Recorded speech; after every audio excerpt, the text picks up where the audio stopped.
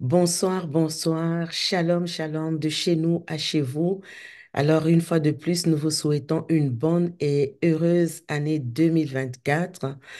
Et le Seigneur a pour nous des projets de paix, des projets de bonheur, un avenir plein d'espérance. Voilà, c'est la pensée de Dieu et nous vous communiquons cette pensée-là également dans le nom de Jésus. Alors, bienvenue ce soir encore dans la poursuite de ce relais de prière. Mes prédécesseurs nous ont parlé de plusieurs choses. Nous avons prié et nous accentuons cette année sur la famille parce que comme on l'a dit déjà précédemment, la famille, c'est le socle de la société. Le couple, la famille, c'est le socle de la société. Une société en bonne santé tire sa source d'une famille qui est en bonne santé. Et aujourd'hui, nous voulons parler des mots. Aujourd'hui, attention à nos mots. Alors, quelque chose de très, très important, les paroles, les mots, ce langage de communication. Nous savons que la parole est le propre de l'homme, hein. Dieu n'a pas donné la parole aux animaux, mais c'est le propre de l'homme de pouvoir parler. Alors, cette parole que Dieu nous a donnée, elle nous permet de nous connecter, les uns aux autres. Cette parole que Dieu nous donne, elle nous permet d'échanger, elle nous permet de transmettre nos pensées, de transmettre un message, de communiquer une pensée, une émotion. Elle nous permet d'exprimer nos sentiments, elle nous permet de raisonner, elle nous permet de concevoir, elle nous permet de communiquer, comme je le disais tout à l'heure, elle nous permet d'informer, elle nous permet de convaincre. Quand on veut convaincre quelqu'un, on le convainc par nos paroles. Elle nous permet d'enseigner et cette parole, on peut l'utiliser de toutes les sortes de façons. Quand nous regardons dans la parole de Dieu, Dalida a utilisé les paroles pour séduire Samson, pour le manipuler, pour le dominer et lui soutirer de l'information. Donc, la parole de Dieu peut faire beaucoup de choses. Pas la parole de Dieu, je m'excuse, la parole que nous utilisons, elle peut servir à apporter de la guérison à quelqu'un, tout comme elle peut aussi blesser, elle peut aussi humilier et elle peut véhiculer un message d'amour, tout comme elle peut véhiculer un message de haine. Nous nous rappelons que ce soit au Rwanda ou au Congo ou dans d'autres pays, en Allemagne, qu'est-ce qui s'est passé? C'était un message qui était véhiculé, des paroles de haine qui étaient véhiculées. Et à cause de cette parole de haine qui était véhiculée, on a pu voir des nations, des populations, des races être décimées par des paroles de haine. Et donc la parole a ce pouvoir-là de véhiculer l'amour, tout comme de véhiculer la haine et inciter les gens à tuer des populations entières. La parole nous permet de dominer, la parole nous permet de régner. La parole, quand elle est bien amenée, elle peut créer un élan, un mouvement qui peut amener un peuple à s'accroître, mais elle peut arrêter aussi des élans, comme les paroles d'intimidation, elles arrêtent les élans. Donc, la parole, c'est un outil de communication et c'est une semence. Je voudrais qu'on puisse retenir le mot semence. La parole, c'est comme des graines que nous semons. Et quand nous les semons, elles produisent des fruits. Maintenant, ça dépend de quelles paroles nous avons semées pour qu'elles puissent produire le fruit en fonction de ce que nous avons semé, que ce soit positif ou que ce soit négatif. Le Seigneur lui-même nous dit dans sa parole qu'il a mis devant nous la vie et la mort. Donc, si nous prononçons des paroles de vie, elles vont produire la vie. Et si nous prononçons ou nous semons des paroles négatives, des paroles de mort, eh bien, elles vont produire la mort. Donc, nous pouvons voir au travers de tout ce que nous avons dit ici que la parole a de nombreux pouvoirs. Il y a une puissance qui est cachée derrière la parole. Et quand nous venons à la parole de Dieu, et nous allons le lire tout à l'heure, dès le commencement, la première personne qui parle déjà, Dieu lui-même s'appelle la parole et c'est la parole vivante. Le Seigneur Jésus lui-même s'appelle la parole. Dans Jean 1, c'est dit, la parole a été faite chair, elle est venue chez les siens, à tous ceux qui l'ont reçue, elle a donné le pouvoir de devenir enfant de Dieu. Donc la parole a le pouvoir, la capacité, la puissance d'engendrer des enfants de Dieu.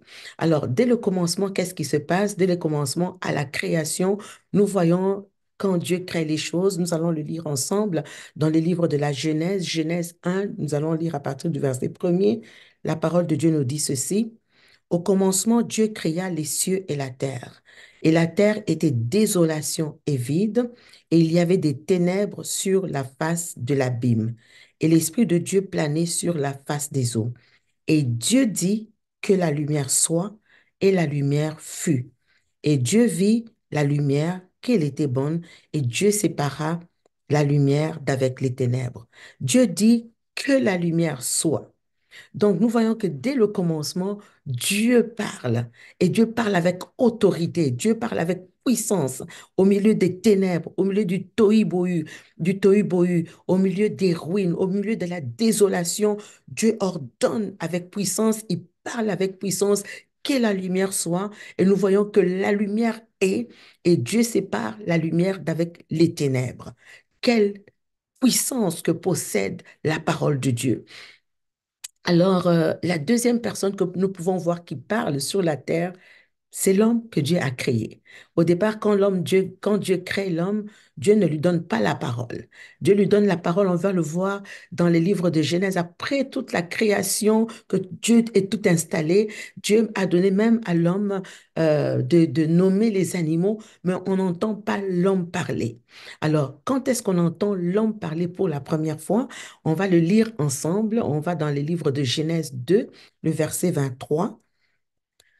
Genèse 2, le verset 23. Et l'homme dit, cette fois-ci, celle-ci est os de mes os et chair de ma chair. Celle-ci sera appelée femme parce qu'elle a été prise de l'homme. Donc, la première fois que l'homme parle sur la terre, c'était un langage de louange. C'était un langage de réjouissance. C'était quelqu'un qui avait été comblé par Dieu et qui était en action de grâce, qui louangeait Dieu, qui proclamait les hauts faits de Dieu parce qu'il y avait une joie qui débordait, parce que vous savez qu'auparavant, l'homme a nommé tous les animaux, il n'a pas trouvé de semblable avec lui. Donc Dieu l'a endormi et quand Dieu l'a réveillé à son réveil, mon Dieu, il y avait une belle créature devant lui et il s'est exprimé débordant de joie. Celle-ci, c'est vraiment une parole de satisfaction, une parole de quelqu'un qui a été comblé par Dieu. Celle-ci est vraiment l'os de mes os, elle est vraiment la chair de ma chair. La troisième entité qui a parlé sur la terre, c'est le serpent. Le serpent est venu à visiter le premier couple que Dieu a installé sur la terre. Qu'est-ce que le serpent a semé? Il a semé la zizanie. Il a semé la haine. Il a semé le mépris de Dieu. Il a semé le doute dans le couple Adam et Ève. Et qu'est-ce qui s'est passé? On voit ce couple se séparer non seulement de Dieu, mais on voit la confusion qui rentre dans le premier couple sur la terre. Pourquoi? Parce qu'il y a eu une parole étrangère, une parole qui n'était pas la parole de Dieu, qui est venue amener la division dans le couple et la division dans la première famille sur la terre. Le serpent a sémé la méchanceté, il a sémé de mauvaises paroles, il a amené Ève à douter de la parole de Dieu, il a amené la confusion dans ce couple.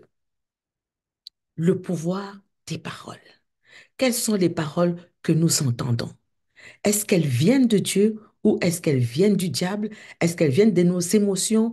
Quelles sont les paroles que nous entendons? La parole a ce pouvoir et cette puissance, cette capacité de changer la vie d'un homme en bien ou en mal. Elle a cette puissance de changer la vie de toute une famille. La première famille sur la terre a été bouleversée à cause de la parole qu'un étranger était venu s'aimer dans leur maison. Alors, nous voulons voir et traiter aujourd'hui le pouvoir des paroles dans nos relations familiales et nous allons le voir ce soir ou ce matin à la lumière de la parole de Dieu. Ce que je vais faire, c'est que je vais donner un verset et nous allons avoir une petite réflexion par rapport à ce verset et ensuite nous allons prier ensemble. Est-ce qu'on est d'accord? Donc, on va prendre chacun nos Bibles ce matin ou ce soir et on va passer en revue quelques versets.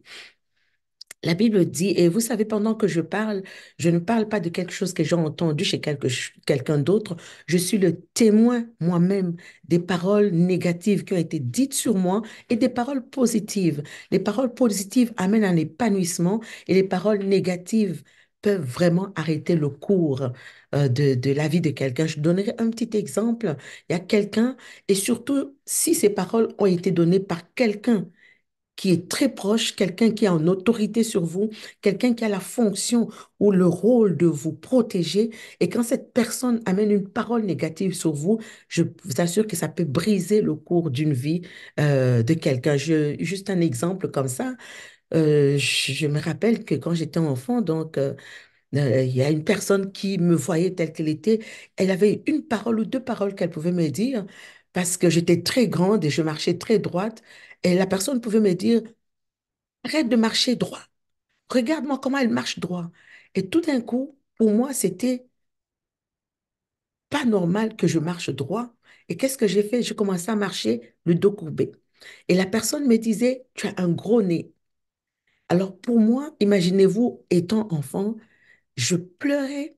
J'allais devant le miroir et je vous assure que mon nez, il était gros et il était le membre le plus proéminent de mon visage.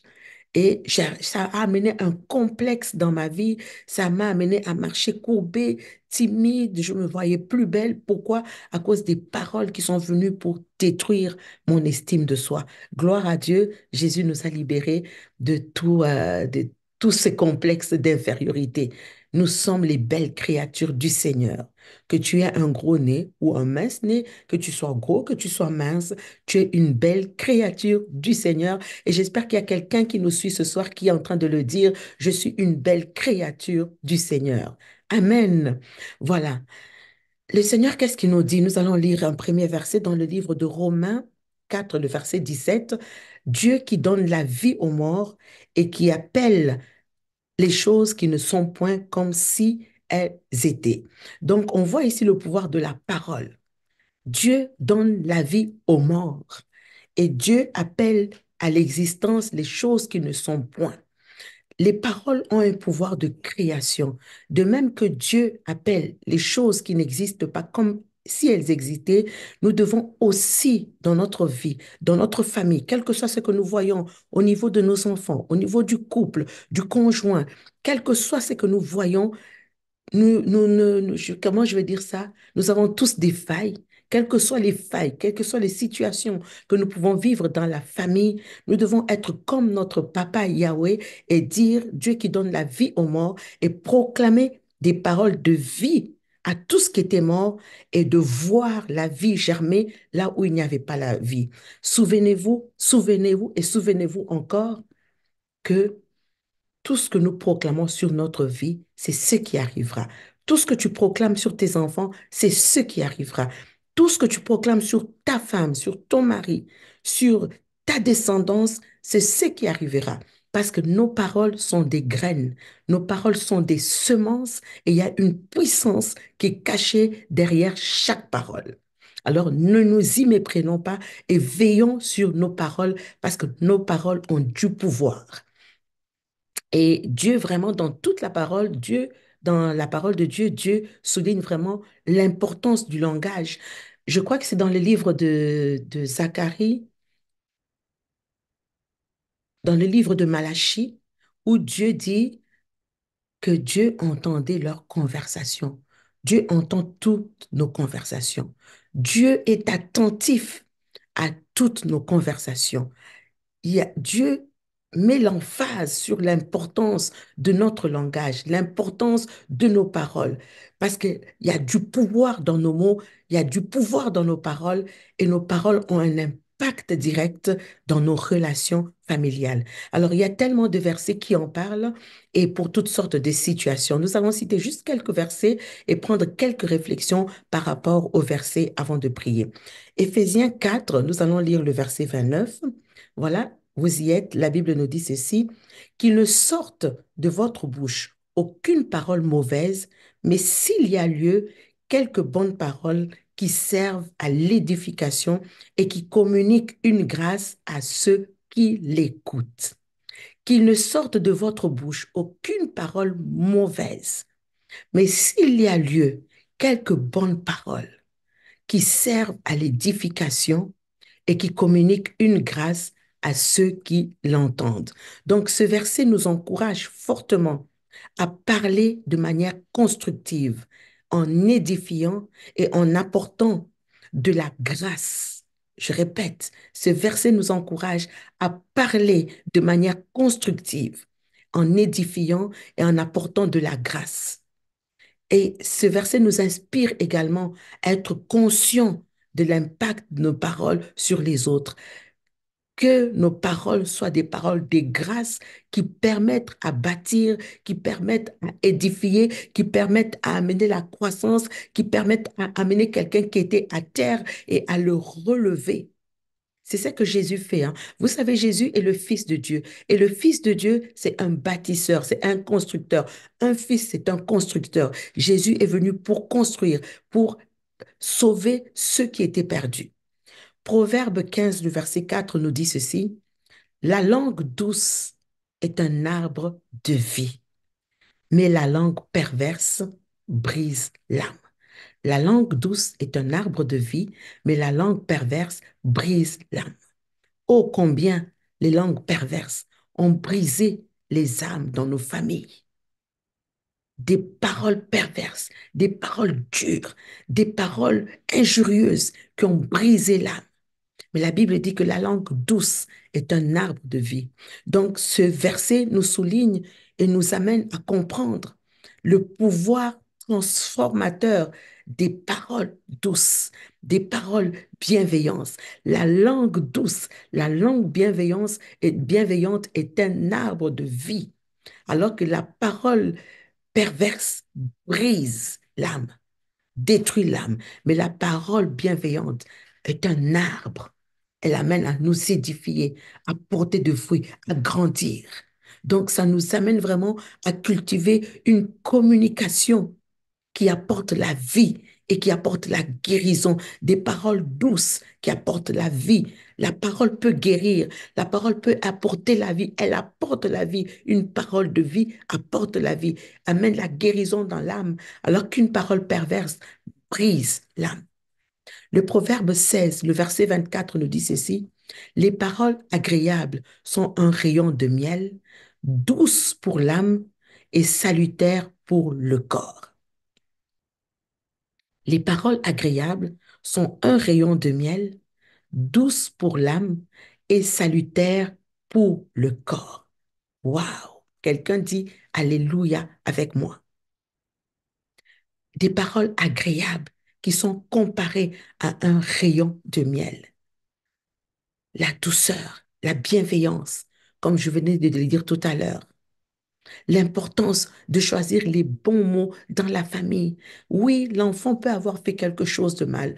Oui, le mari ou la femme peut avoir dérapé dans le comportement. On attendait que l'enfant porte un tel fruit, il a porté un fruit négatif, il a échoué à l'école, il n'a pas bien étudié. Quelles sont les paroles que nous utilisons pour reprendre l'enfant? L'importance de choisir des paroles qui apportent du réconfort, des paroles qui relèvent. Il y a quelque chose que mon mari me disait par rapport à son père. Un jour, il est venu, il avait échoué à l'école. Le père ne l'a pas repris comme parfois on voit. Il y en a qui sortent le fouet, il y en a qui tirent l'oreille. J'ai déjà eu une famille, on a tiré l'oreille s'est déchirée, on a prononcé des paroles injurieuses. Tu ne réussiras jamais, tu es un nul. Mais ce jour-là, mon mari m'a dit que son père lui a dit, tu es un chic gars, tu vas réussir. Et je vous assure, la session d'après, la prochaine session, mon mari a mené des bons résultats à cause d'une parole qui était venue pour le réconforter.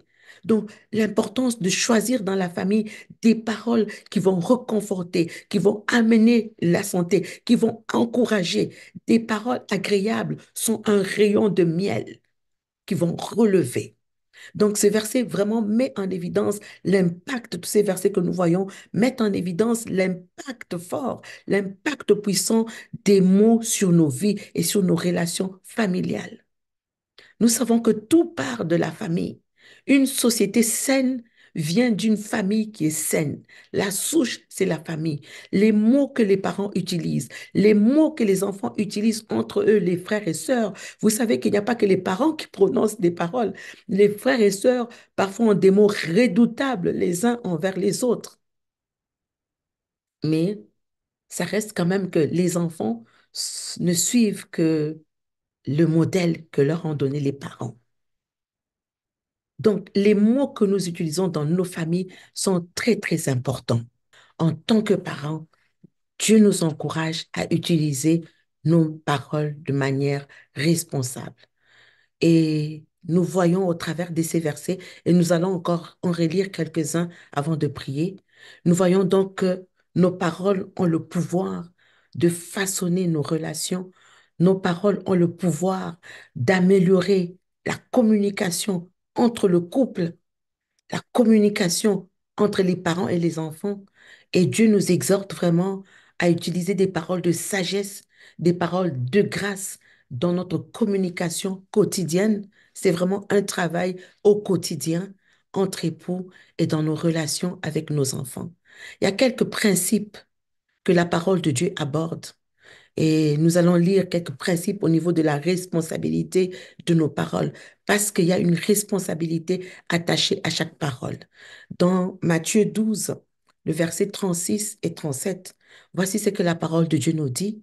Je vous le dis, au jour du jugement, les hommes rendront compte de toute parole vaine qu'ils auront proférée, car par tes paroles, tu seras justifié et par tes paroles, tu seras condamné. Il y a une responsabilité par nos paroles. Nous serons jugés par nos paroles. Au jour du jugement, les hommes rendront compte de toutes les paroles vaines qu'ils auront proférées. Donc ce verset souligne la responsabilité ultime que nous avons devant Dieu pour chaque parole que nous prononçons. Et Dieu nous encourage à prendre conscience de l'impact de nos paroles et d'en assumer la responsabilité. Proverbe 18, le verset 21. Que nous dit la parole de Dieu? Proverbe 18, le verset 21. La mort et la vie sont au pouvoir de la langue. Quiconque en mange, quiconque l'aime en mangera les fruits. La mort et la vie sont au pouvoir de la langue.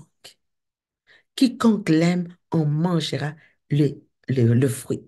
Donc, ce verset, une fois de plus, met en avant la puissance des mots pour apporter soit la vie ou pour apporter la mort. Nos paroles peuvent porter des fruits, ce qui souligne encore une fois de plus l'importance de choisir nos paroles. Vous savez, on ne parle pas que sur les autres, on parle sur nous-mêmes aussi. Parfois, nous avons mis des mauvais mots sur nos propres vies. Nous avons mis des mauvais mots sur les vies de nos enfants, sur les vies de notre mariage, sur nos projets. Nous avons mis des mauvais mots. Je ne réussirai pas. Non, je suis poche. Nous avons mis des mauvais mots sur nous. Imaginez-vous donc, les parents ont mis des mauvais mots sur les enfants ont mis de mauvais mots sur eux-mêmes.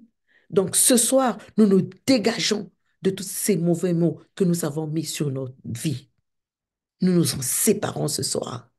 Donc, l'importance de dire des bons mots sur soi, parce que Dieu n'a que des bons mots sur ses enfants que nous sommes. Il n'a que des paroles d'amour. Tu es une création, une créature merveilleuse.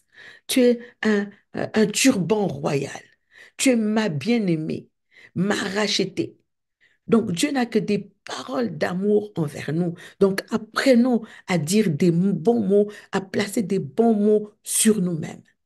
La Bible nous dit ceci dans le livre de Luc, toujours parlant de responsabilité. Luc 6, le verset 45, la Bible nous dit ceci, l'homme bon tire de bonnes choses du bon trésor de son cœur. L'homme bon tire des bonnes choses du bon trésor de son cœur et le méchant tire des mauvaises choses de son mauvais trésor. Car c'est de l'abondance du cœur que la bouche parle. Ce verset nous indique que nos paroles sont le reflet de ce qui se trouve dans nos cœurs. Les paroles sont rattachées au cœur. L'élément cœur ici est très important. Et le Seigneur nous amène et nous responsabilise à cultiver un cœur qui est bon. Un cœur qui est mauvais ne sortira que de mauvaises paroles. Mais le Seigneur nous amène à cultiver un bon cœur et que nous soyons responsables pour des paroles positives et non des paroles qui viennent d'un cœur mauvais, d'un cœur méchant. Proverbe 15, le verset 1. Une réponse douce calme la fureur, mais une parole dure excite la colère. Les paroles douces peuvent apaiser des tensions dans la famille, tandis que des paroles dures peuvent aggraver les conflits. Je répète, quand il y a un conflit, il faut faire attention dans la famille, dans le couple, dans la relation avec nos enfants. Quand il y a un conflit, parfois, il faut se taire. Je parlerai tout à l'heure du silence, l'importance du silence. Les paroles, une réponse, la Bible dit une réponse douce calme la fureur.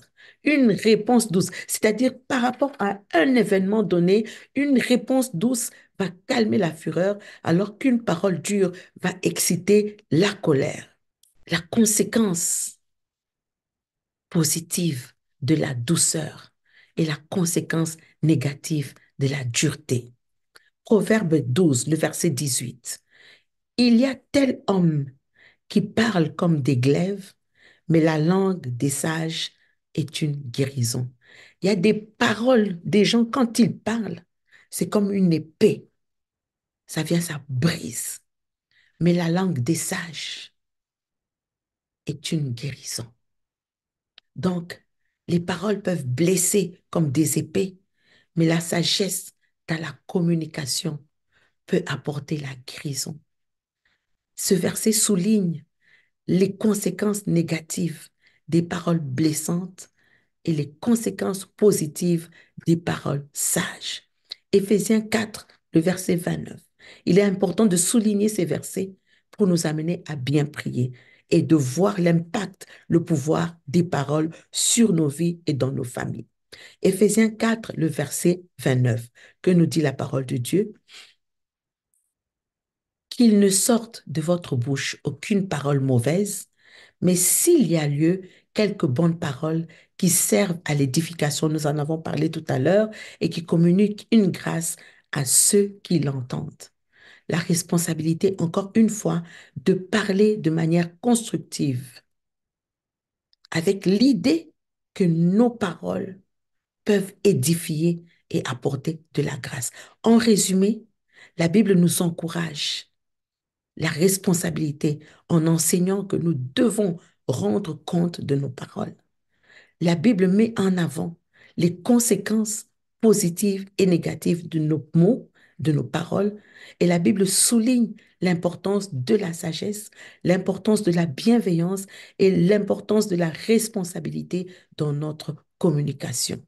Donc, nous devons veiller à ce que nos paroles soient positives, soient constructives et soient empreintes de grâce pour contribuer à l'édification de nos proches.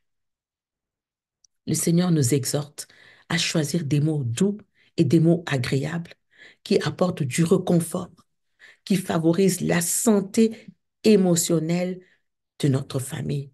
Oh, combien de familles sont en dépression aujourd'hui?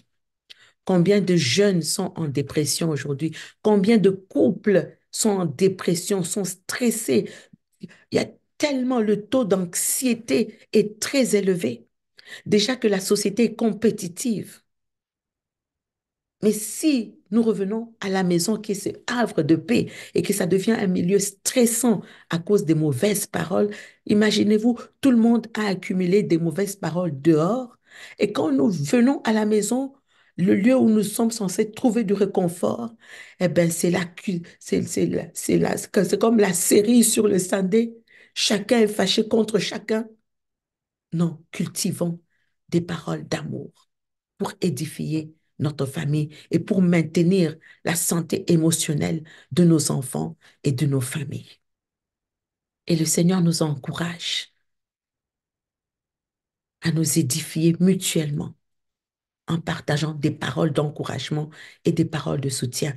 Que votre parole soit toujours accompagnée de grâce, assaisonnée de sel, afin que vous sachiez comment répondre à chacun. Vous savez que dans la maison, il y a plusieurs caractères.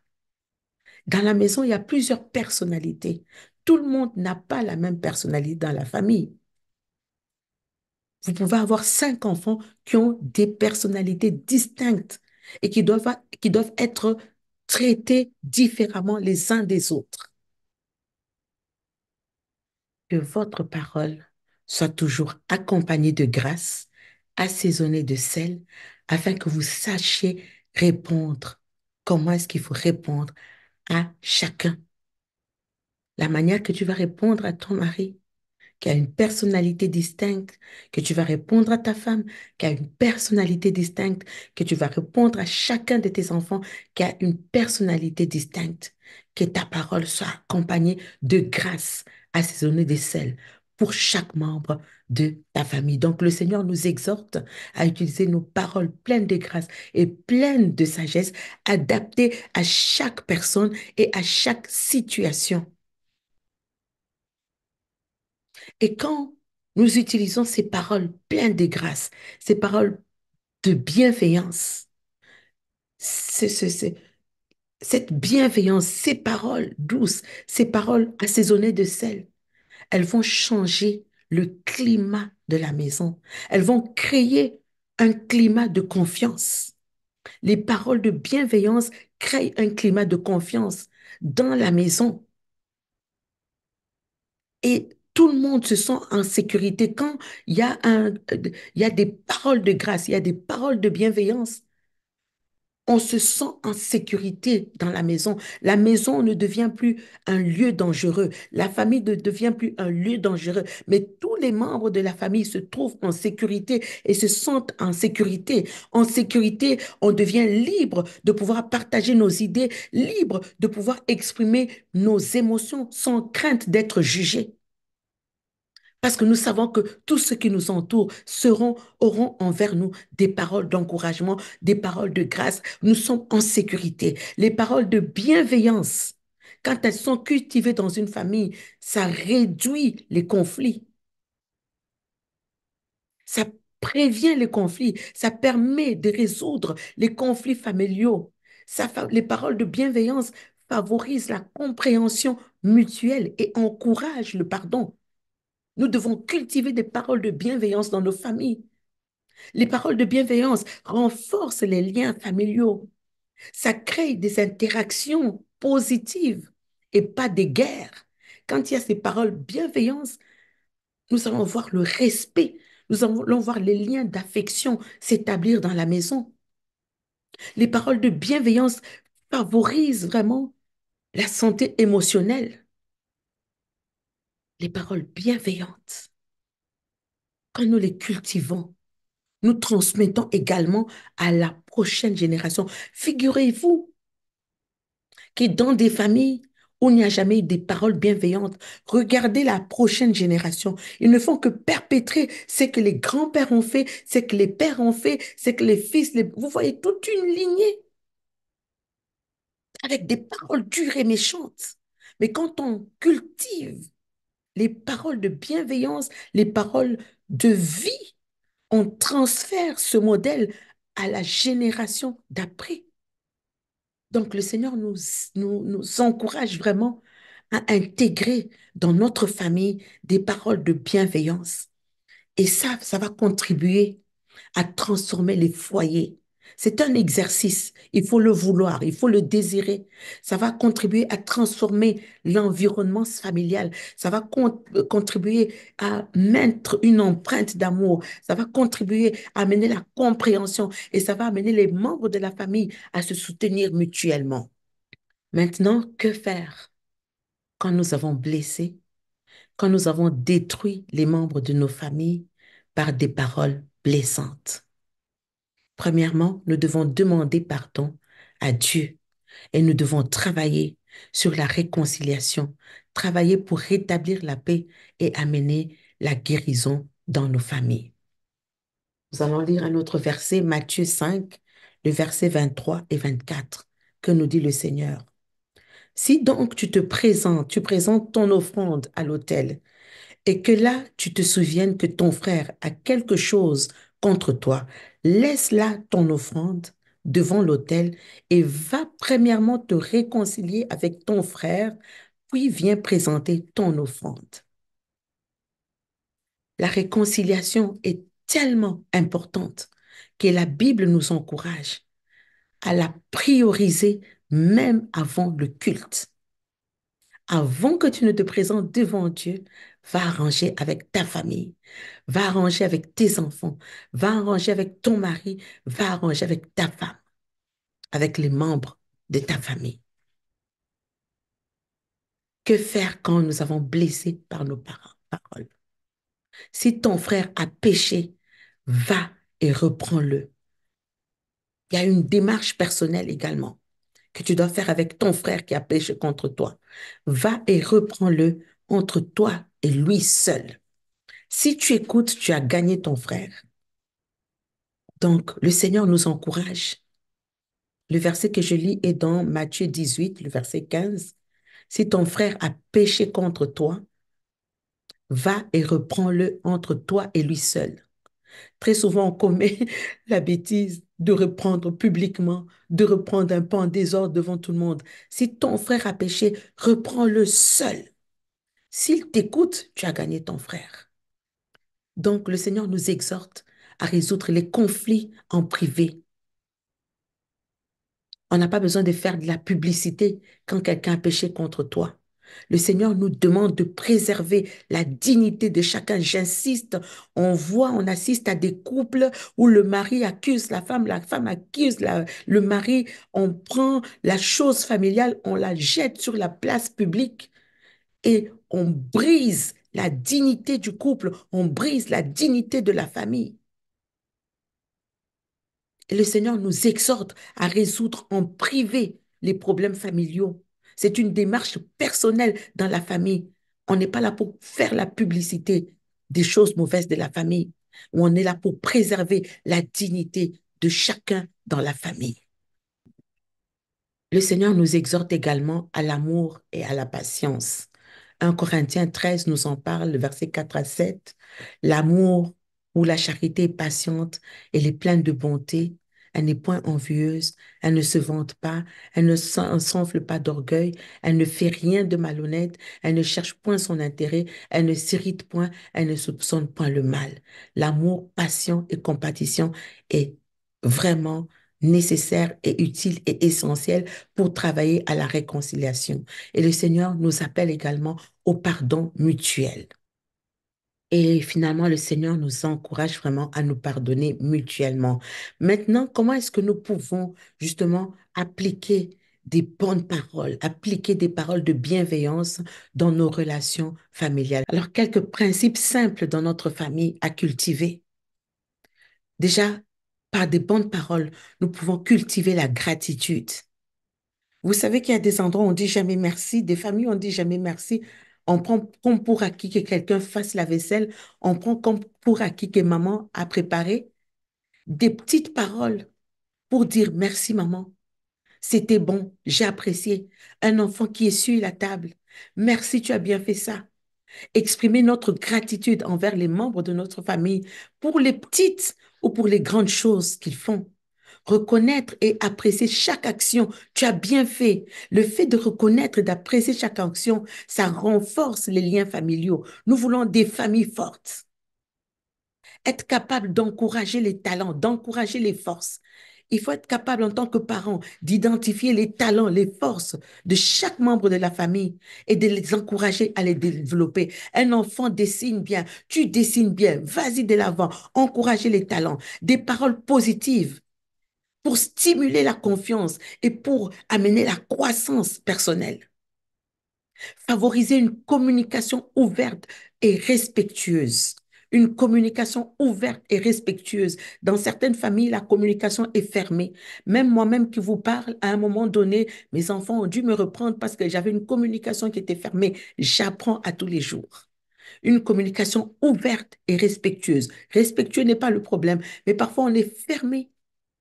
Parce que nous croyons seulement en une telle chose, mais être capable de nous ouvrir dans la communication, éviter les critiques destructives et privilégier plutôt des suggestions constructives pour résoudre les problèmes. Cultiver le pardon, la réconciliation, enseigner la valeur du pardon et encourager la réconciliation après les conflits. Utiliser des paroles compatissantes pour restaurer les relations brisées. Exprimer l'amour, exprimer le soutien quand l'un et l'autre traversent des moments difficiles, des paroles d'encouragement, des paroles de réconfort. On en a besoin dans la famille.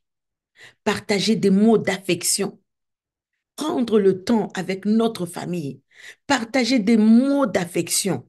Nos enfants vivent des choses. Parfois, la femme vit les choses de son côté, le mari vit les choses de son côté. N'ai jamais hésité à exprimer notre amour, à exprimer notre affection verbalement. S'il vous plaît, verbalement. Il y a des gens qui ne parlent pas. Ils disent oui, je te comprends, mais ils ne disent rien, ils ne parlent pas.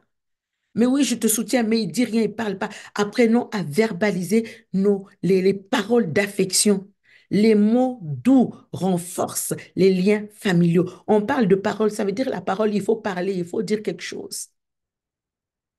Utiliser des paroles bienveillantes pour encourager nos enfants dans leur croissance, dans leur apprentissage, dans leur développement.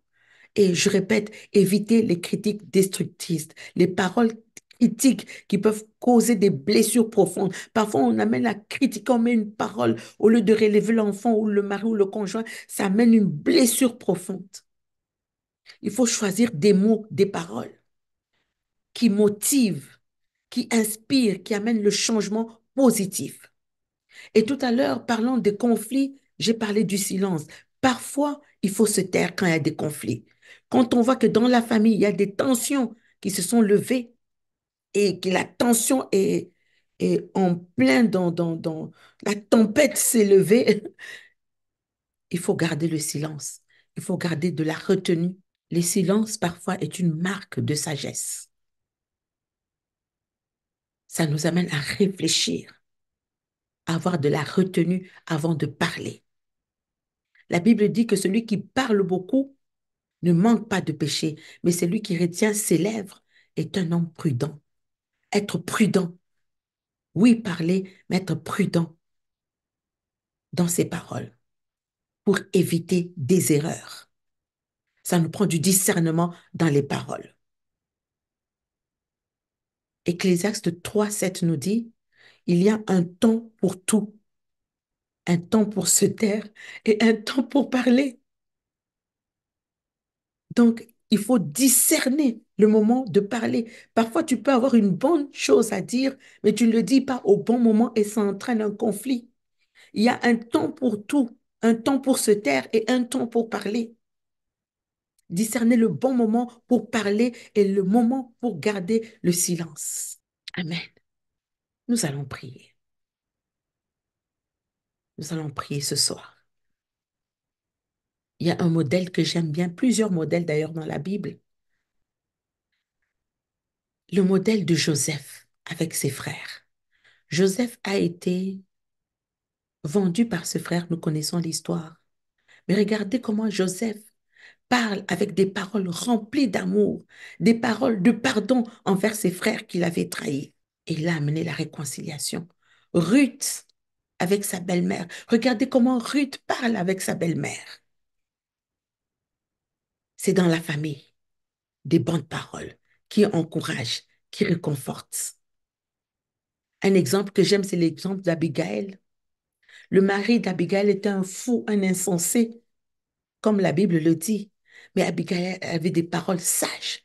Quand elle est allée voir le roi David avec des paroles sages, et ça a empêché l'explosion de la famille. Et le modèle par excellence, notre Seigneur Jésus lui-même. La manière dont Jésus a communiqué avec ses disciples, c'est un modèle. Comment Jésus parle avec ses disciples? Comment Jésus parlait avec sa famille? Comment Jésus parlait avec les foules? C'est un modèle d'amour, un modèle de compassion, un modèle de sagesse, un modèle de vérité. Les paroles de Jésus visaient à édifier et à diriger, à donner la direction. Et j'aime aussi l'apôtre Paul. Avez-vous vu comment l'apôtre Paul, chaque fois qu'il écrit des lettres aux églises, il les salue, que la paix de Dieu vous soit. La douce communion du Saint-Esprit. Je priais pour vous. Il les exhorte des paroles d'amour, des paroles avec des conseils pratiques, l'amour fraternel. Ça, c'était l'apôtre Paul. Lisez tous les épîtres de l'apôtre Paul. Et c'est un modèle pour la famille également. L'exemple de Sarah et d'Abraham, oui, ils avaient des défis dans leur famille, mais regardez le modèle de communication entre Abraham et Sarah. Un modèle de communication basé sur la confiance mutuelle. Et ça nous montre la force de la communication dans le couple, les paroles dans le couple. L'exemple de Joseph et de Marie également. Ah, ça, c'est un modèle qui est excellent. Joseph a refusé d'étaler sur la place publique que Marie était enceinte. Il a protégé, il a couvert sa femme. Il y avait des paroles de confiance, des paroles de soutien mutuel. Les couples en ont besoin, les familles en ont besoin. Et tous les exemples que je cite ici montrent les aspects de la communication au niveau de la famille. Les paroles de pardon, les paroles de loyauté, les paroles de sagesse, les paroles de patience, les paroles qui ont pour but la résolution pacifique des conflits. Et nous pouvons puiser ici plusieurs outils pour enrichir nos relations familiales. Et comme je le disais, cela aura un impact dans les relations futures, dans les générations futures. Les paroles que nous utilisons en tant que parents ont un impact significatif sur la formation et la personnalité de nos enfants, sur la confiance de nos enfants. La communication parentale joue un rôle crucial dans le développement émotionnel de l'enfant, dans le développement social de l'enfant et dans le développement psychologique des enfants.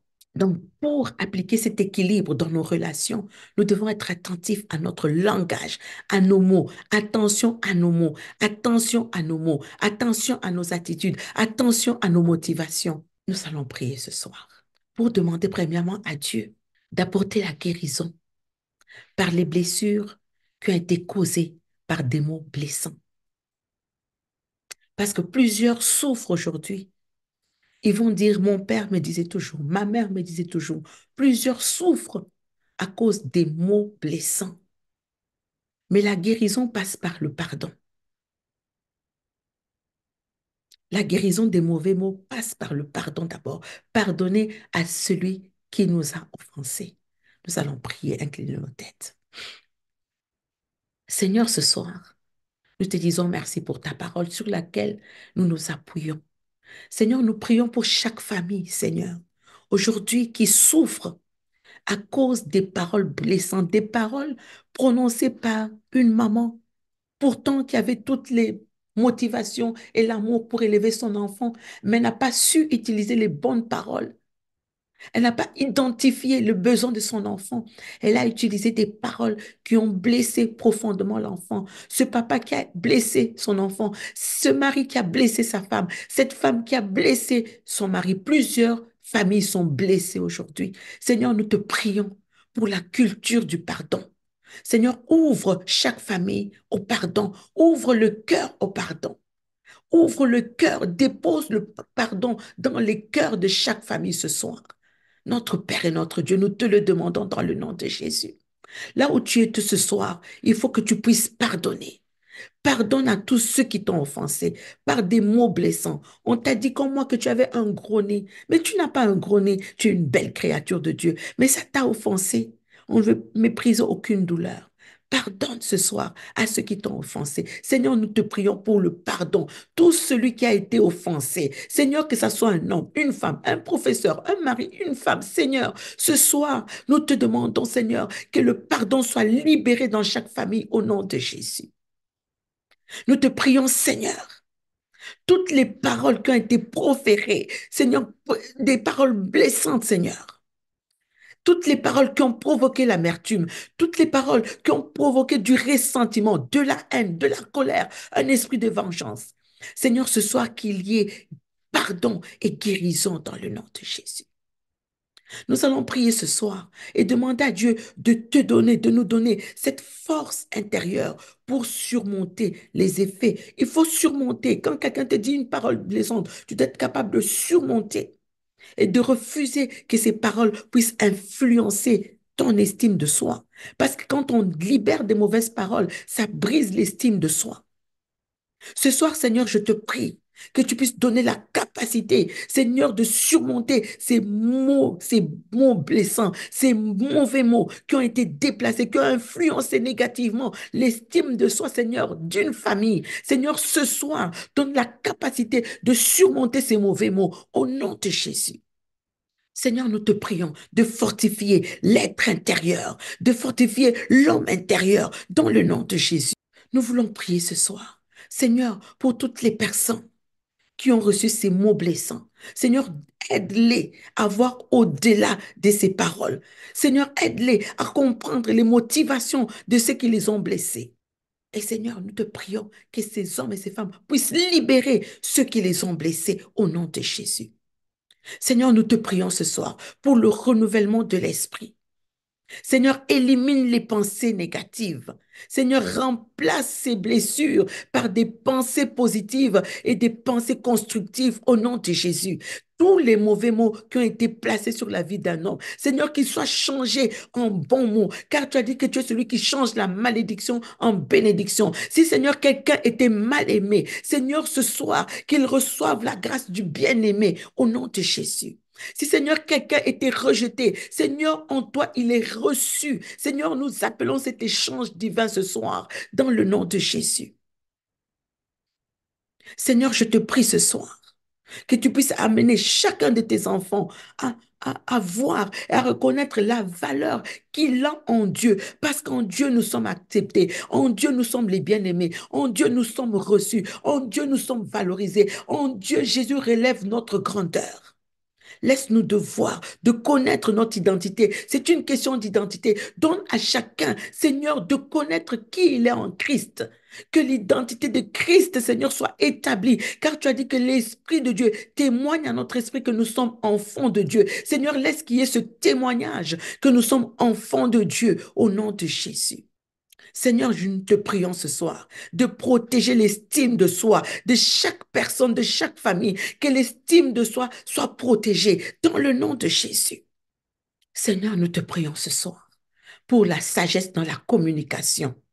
Seigneur, des paroles de grâce, des paroles de sagesse, soient libérées à partir des parents, soient libérées dans chaque famille, Seigneur. Crée un climat de confiance. Sature par ton esprit chaque maison ce soir. Sature par ta sagesse. Donne des paroles de sagesse. Donne des paroles de grâce, Seigneur, oh Dieu. Que la bouche, la langue d'un chacun dans la famille soit exercée, Seigneur, à libérer la grâce et la sagesse au nom de Jésus. Seigneur, donne-nous la grâce. Donne à chaque famille la grâce de communiquer les uns avec les autres. Seigneur, par des paroles d'amour, par des paroles de compréhension, par des paroles de respect, dans le nom de Jésus. Seigneur, aide-nous à être conscients des paroles que nous prononçons et guide-nous, Seigneur, afin que nous ne puissions pas nous blesser les uns les autres par nos paroles. Seigneur, guide chaque famille afin qu'ils ne se blessent pas, Seigneur, par des paroles les uns les autres, Seigneur, au nom de Jésus. Seigneur, nous prions pour la guérison émotionnelle, une guérison profonde. Seigneur, tu es celui qui pénètre les profondeurs. Seigneur, nous appelons Ésaïe 61. Seigneur, à pénétrer, Seigneur, les profondeurs de chaque famille. Tu es celui qui rebâtit sur les ruines. Quelle que soit la ruine, Seigneur, qui s'était établie dans la famille. Oh, ce soir, Seigneur, nous prions pour la guérison émotionnelle et profonde. Au nom de Jésus, Seigneur, touche chaque partie de cœur qui a été blessée par des paroles douloureuses. Touche chaque partie de l'âme qui a été blessée par des paroles douloureuses. Seigneur, pense les blessures des cœurs. Tu es venu pour guérir les cœurs brisés. Seigneur, ce soir qui est guérison dans le nom de Jésus. Nous prions encore ce soir, Seigneur, pour la confiance, que l'amour inconditionnel soit vécu dans chaque foyer. l'amour inconditionnel dans chaque foyer. Seigneur, nous prions pour que chaque membre de famille, Seigneur, trouve la capacité, Seigneur, de trouver son identité et sa valeur en Christ plutôt que dans ce que disent les uns et les autres. Donne-nous, Seigneur, donne à chaque famille de reconnaître son identité personnelle et son identité en Christ. Et de reconnaître que sa valeur n'est pas basée sur les uns et les autres. Et à chaque famille ce soir, il faut éviter des paroles où on compare les enfants à d'autres enfants, où on compare sa femme à la femme du voisin, où on compare son mari au mari du voisin, et ça brise les familles. Seigneur, je te prie ce soir que chaque famille, Seigneur, trouve son identité en Christ, Seigneur, et qu'il y ait arrêt de comparaison au nom de Jésus. Nous te prions, Seigneur, pour la croissance spirituelle de chaque famille, que chaque famille arrive, Seigneur, à surmonter les défis, Seigneur, de vivre une vie de paix, Seigneur, une vie de joie, une vie de compassion, les uns avec envers les autres, au nom de Jésus. Seigneur, merci pour le processus de guérison. C'est un processus. Merci pour le processus de guérison. Merci pour le baume, Seigneur, de Galade que tu appliques pour chaque famille ce soir. Merci pour l'onction d'Ésaïe 61 qui coule, Seigneur, au nom de Jésus. Que toute malédiction soit changée en bénédiction au nom de Jésus. Que toutes les mauvaises paroles soient changées par les paroles de bénédiction qui viennent de Dieu au nom de Jésus. Disons merci, Seigneur. Merci pour le chemin de la guérison. Merci pour le chemin de la guérison. Au nom de Jésus. Amen.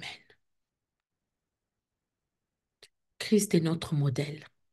Donc notre prière ce soir, que nous puissions marcher selon le modèle du Christ. Que Dieu vous bénisse.